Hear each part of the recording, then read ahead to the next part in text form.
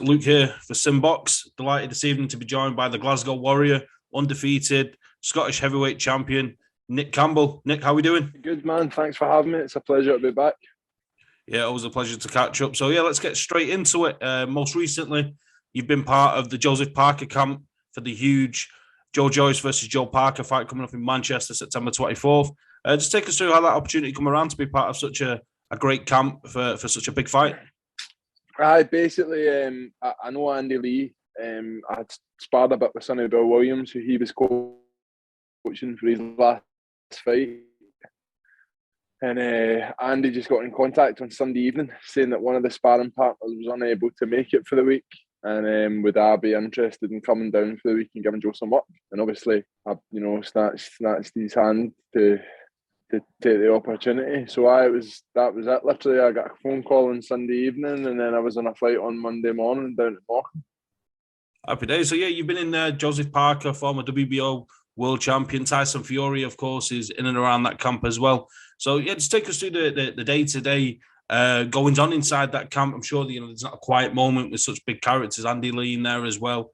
Just take us through the day-to-day goings on. I'm sure there's a lot of business, but then there's also the fun times as well. No, listen, when when you're there for sparring, it's a pretty serious environment to be in, but it's a good environment to be in. Everybody's there to push one another to ultimately help Joe get prepared to win next Saturday. So everybody's kind of encouraging you to go in there and give it to him, like go in there and smash him up, smash his head in is what you're told in the corner. So it was good. It was a great environment. Obviously, you're dealing with guys who are at world level, so it was a bit surreal. The first day we had sparring on the Tuesday, Tyson actually helped me out in the corner for when I was in. So you were coming back to the corner and you were getting advice off the heavyweight world champion. So you can't really do much better than that. And you're in there sparring a former top 10 heavyweight in the world. So, it was a former world champion and a current top 10 heavyweight. So it was incredible. It was an incredible opportunity, and one that I didn't hesitate to jump at. Yeah, absolutely. So, as we say, you're 5-0, 5 knockouts, but I'm sure you probably picked up more or, a decent amount of experience and knowledge in this camp alone, given that, they are such esteemed operators in Parker and Tyson Fury. What would you say is the biggest take you've took from being in as part of that camp? Yeah, I mean, for me personally, it's just knowing that I can be in and be involved with guys at that caliber and give them rounds. That was my biggest concern going into the camp, was I was going to be able to give them the work they needed to. And I get pretty good feedback. I done what they were looking for. Obviously as well, I was getting to do a bit of pad work with Andy Lee, getting to train with Tyson and Joe and the rest of the lads there, Paddy Donovan, big Coley Christensen, Icelandic Ice Bear, Isaac Lowe. So you're in with top guys, a good team around you, and you're learning loads. So it was an incredible opportunity to get in, mix it with some of the best fighters in the world, and try and learn as much as I possibly could. So it was like I say, you were trying to just show that you could compete at that level, trying to learn as much as you could, and trying to give the guys as much work as they possibly could get. Absolutely. So you've been in there firsthand, and to Joe Public, your average boxing fan, maybe this is looked at as a 50-50 fight between Joseph Parker and Joe Joyce. But you've been in there firsthand with Joseph Parker. How's he looking, Nick? How's he coming across? Is he fresh? Is he ready? Arguably one of the biggest fights of his career. No, listen, he's sharp. He's sharp as a razor. So I'm expecting there to be a lot of fireworks on Saturday night. Joe Parker and Joe Joyce are two pretty contrasting characters. Joe's kind of larger than life, very, out there. Like, what's the word? He's an extrovert. I think Joe's a bit introverted. They're kind of two separate scales in every kind of aspect you can think. In the ring, Joe's slick. He'll throw a lot of punches. He's a good technician. He's a great boxer. Joe Joyce has just come forward and he tries to hit you with a sledgehammer. So, I think it's going to be a bit of a tough fight, and I'm obviously going to be siding with Parker because I've been in there. I've worked with him. he's a great guy. Not that Joe Joyce isn't a great guy, but I'd like to see Joe Parker do the business on Saturday night. I think it's a great opportunity for him to kick on and get to a bigger level. And I think the way he's been training, the team he's got around him, and having Andy Lee in his corner, I think it will be. I think it's going to be a tough, hard fight, very hard fight. But I think Joe Parker can get it done. Yeah, absolutely. So, do you think Joseph Parker has the? I know every heavyweight hits hard. That goes without saying, but in Joe Joyce, he's got a granite chin, and I think I've seen something in one of his BT documentaries ahead of the fight that he's got something like 5 times the density of your average human being in his jaw, and we see him take flush shots fight after fight. There's only so long he can do that for, of course. But do you think Joseph Parker has the power to hurt Joe Joyce and maybe get him out of there, or do you think this is going to be a tough, long 12-round war? I definitely think that guys at that level have got the power to hurt anybody. So there's no doubt about it. Joe Joyce has got one of the best chins in boxing, but Joe Parker's a serious athlete as well, and he can bang. So I definitely think if he lands it on him enough, he can definitely do him damage. It's a big ask, but for me, it would be Parker over 12 rounds decision. Let's see what happens. Obviously, I've learned a bit of their game plan and stuff like that. I'm not going to start talking to you about that, but I think it's going to be a great fight, and I think that Joe's going in there to win it. And I think Joe Joyce, listen, it's all about opinions in it. Who knows what will happen? It's a 50-50 fight, and Joe Parker knows that as well. So I'm obviously a bit biased because I've been in with the guy and got to know him a bit, and obviously I'm supporting him now for the up and coming fight of the weekend. But there's no doubt about it. It's a hell of a fight, 50-50, and either man could take it. It depends what way you want to look at it, but I think Joe can get it done. Yeah, we look forward to that fight on Saturday night. Now, Nick, let's go back to your career. Let's go back to February, your most recent fight against McFarland. It was a historic night. It was on the undercard of Josh Taylor against Jack Catterall. That was a controversial fight in its own right. But on the undercard, you contested the first heavyweight title fight in Scotland in, I think, is it 61 years?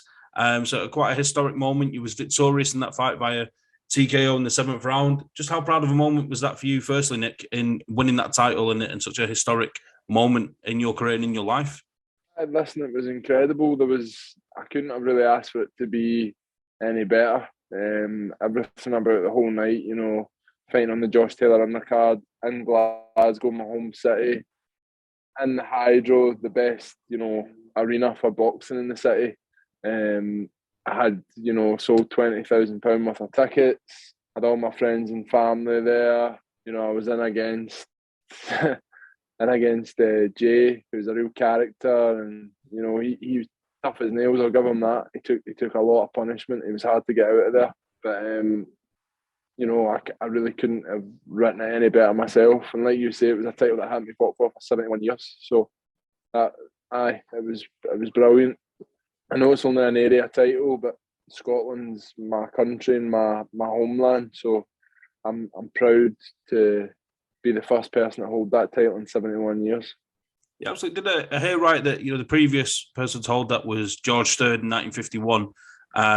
In the build-up to that fight, did you speak to members of his family? Was the talk of a meet-up if you won that fight, and did that meet-up actually happen with George Stern's family? Yeah, so basically his granddaughter got in contact with me to tell me that her dad, George Stern's son, and her brother were going to actually be at the fight. And they happen to be big Glasgow Warrior supporters.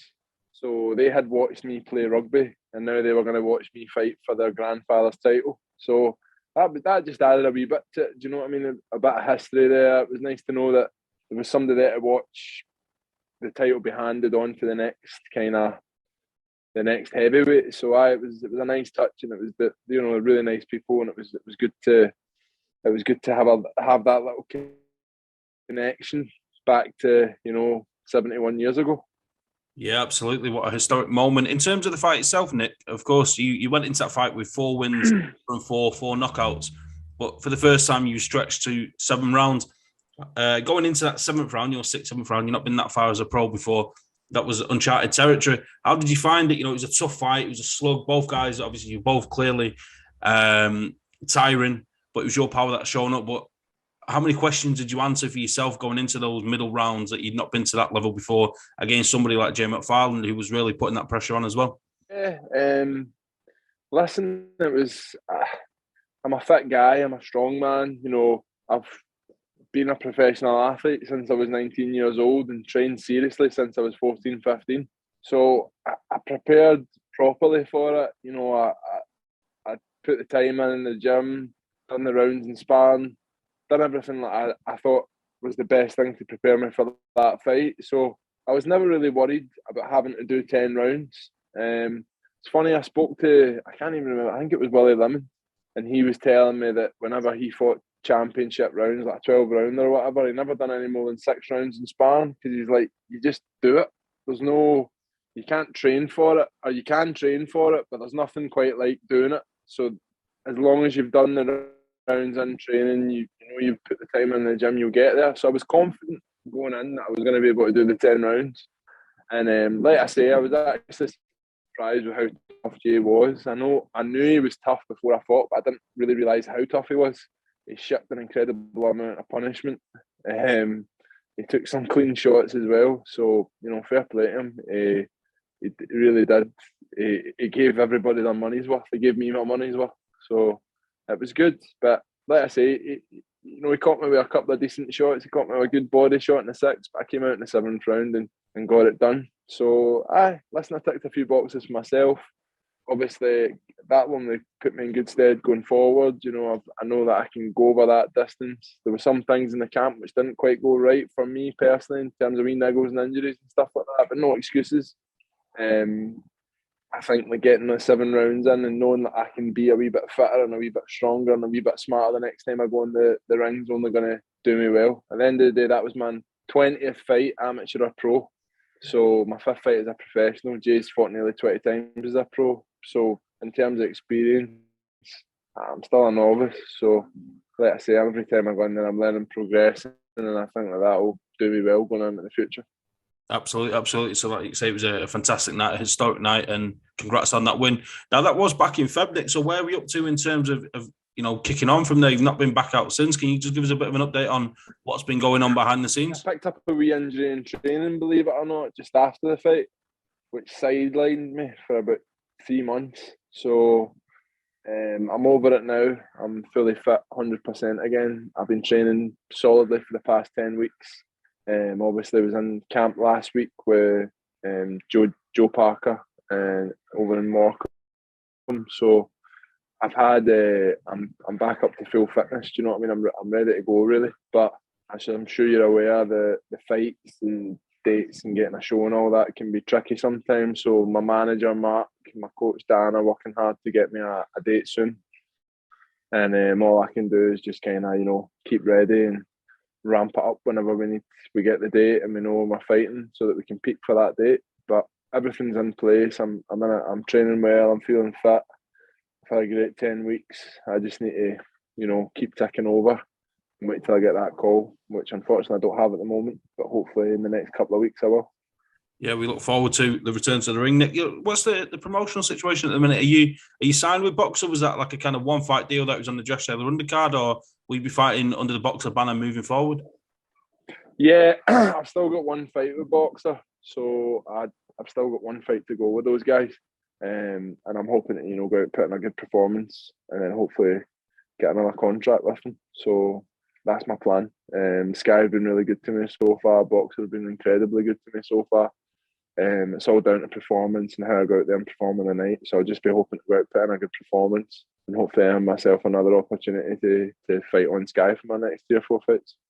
Yeah, good luck with that. We wish you the best. Now, Nick, before I let you go, just a couple of heavyweight fights that rumored to be very close to being signed, and another fight that's being rumored for early next year. So, firstly, a guy that you've been training with recently, Tyson Fury. It looks like, fingers crossed, I don't want to jump the gun here, that the Anthony Joshua Tyson Fury fight is actually going to happen. It looks like December 3rd. We're just waiting on contracts being signed. Nick, where do you sit on that fight? I'm sure I'll get a prediction from you nearer the time. But do you think the fight happens? Do you think it happens December 3rd? Yeah, definitely. I think being in camp with Tyson and listening to what he's saying, he wants it. I think listening to what AJ's saying in the press and stuff he's putting out there, he wants it. I think there'll be an incredible interest behind it. I think there'll be a lot of money behind it. It seems that, you know, they've got all the terms agreed, so I don't see why not. I really don't see why not. I think it'd be a great fight for British boxing. I think, although, you know, it's not for all the belts, it's still a huge fight, still a massive fight, and obviously it's an incredible opportunity for Anthony Joshua when you think he's coming off a loss, 2 losses, to get another opportunity to have a go at the lineal heavyweight champion is one that, as a competitor, I don't think he would turn down. So fingers crossed that fight gets made. Listening to everything online, and, you know, like I said, been lucky enough to be in camp with Tyson, listening to what he's saying. It sounds like both guys want to fight. It just sounds like a few things need to be ironed out, and hopefully that will be made. Yeah, absolutely. And the other fight, again, this is only a rumour at the minute, and, you know, in this day and age of social media, it changes day by day. But Alexander Usyk and Deontay Wilder, we know Deontay Wilder is scheduled to make a return to the ring on October 15th against Robert Helenius. But there's murmurings that Alexander Usyk could look to fight Deontay Wilder if Fury is busy with Joshua, which means the undisputed fight can't happen. Do you see a fight with Usyk and Deontay Wilder going down maybe early 2023? Maybe. I don't know if a lot of that's just posturing from Usyk. Obviously, Tyson wants to fight this year, and Usyk apparently said, no, he's not fighting this year. So I don't see, you know, if he wants to fight before that, then it's up to Tyson, isn't it? So I don't see the issue Usyk has with Tyson having a fight this year if he's not willing to fight him this year. But listen, again, I think it's an interesting fight. I think Deontay Wilder's a dangerous man. You know, if he lands on anybody in the planet, they're in trouble. So it's a good fight to make. It's, you know, a proper power puncher against a proper boxer. So it's another fight that people would love to see. I'm sure there'll be a lot of money behind it. And why not? Listen, if the winner at AJ and Fury fights the winner at Usyk and Wilder, I don't think you'd hear many people complaining about that as a prospect. No, you make it sound all too simple, Nick. You know, if only boxing worked that easy, but I'm sure there's a million and one hurdles at that point. I don't know too much about these things. I just, you know, comment on things how I see it. Listen, as far as I can see, there's no reason. If there's enough money behind it, there's enough interest from the public, of course these fights are made. So let's hope as boxing fans we get the opportunity to see that. Because like I say, I know I'm a fighter, but at the end of the day, I'm a massive boxing fan as well. And it's something I would definitely love to see. Yeah, absolutely. We look forward to both those potential fights if they happen. We also look forward to the return of the Glasgow Warrior, Nick Campbell. Nick, is there anything you'd like to add before we wrap it up? Nah, listen, guys, thanks for tuning in and listening. If you don't already, give me a follow on social media. My handle is Nick A. Campbell1 on Twitter and Instagram. And thanks for tuning in. Thanks for having me again, Luke. And I'll speak to you soon.